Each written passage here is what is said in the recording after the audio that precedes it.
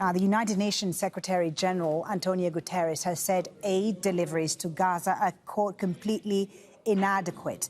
We heard earlier also from the Commissioner of the United Nations for Refugees, the High Commissioner for Refugees, I should say, Filippo Grandi, who was speaking to the UN Security Council, and he said that international humanitarian law is being ignored in Gaza. Take a listen.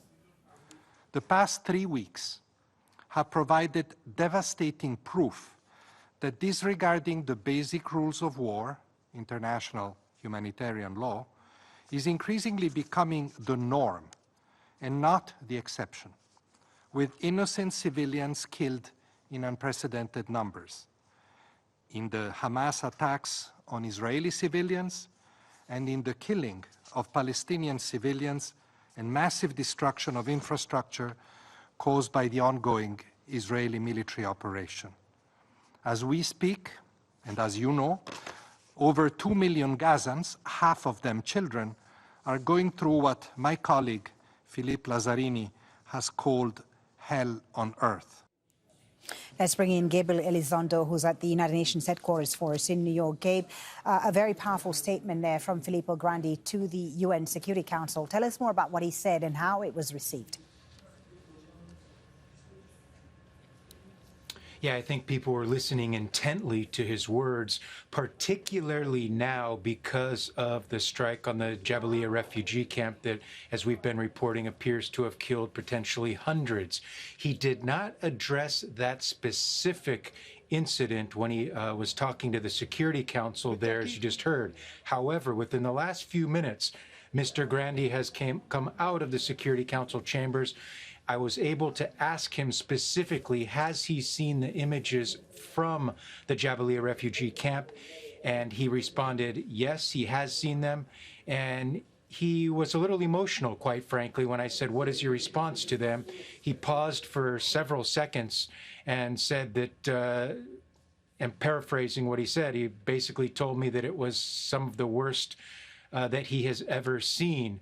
And that says a lot coming from him. He's been a diplomat for 30 years at the United Nations and was the former head of UNRWA, which is the UN agency that deals with Palestinian refugees in Gaza. So he has seen it. I asked him, does he think it's a war crime? He said, it's not for me to state that. It's up for others to make that determination. But clearly, the head of the High Commissioner for Refugees of the UN there, Filippo Grandi, has seen what's going on in the Jabalia refugee camp and is following it closely. Gabe, we've had several resolutions tabled at the UN Security Council. They've all been, of course, vetoed. Those resolutions have all failed. What happens now at the Security Council?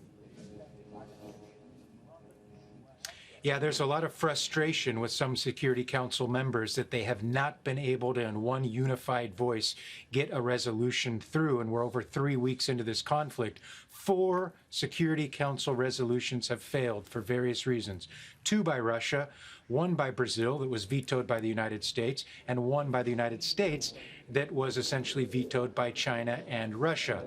Now we are hearing that Malta, in conjunction with other non-permanent members of the Security Council, are working on another draft resolution. We have not seen it yet, but they're working on it behind the scenes for the last several days, hoping to make it public here very soon, they say, and they are hoping that this draft resolution will get the support of enough Security Council members to pass.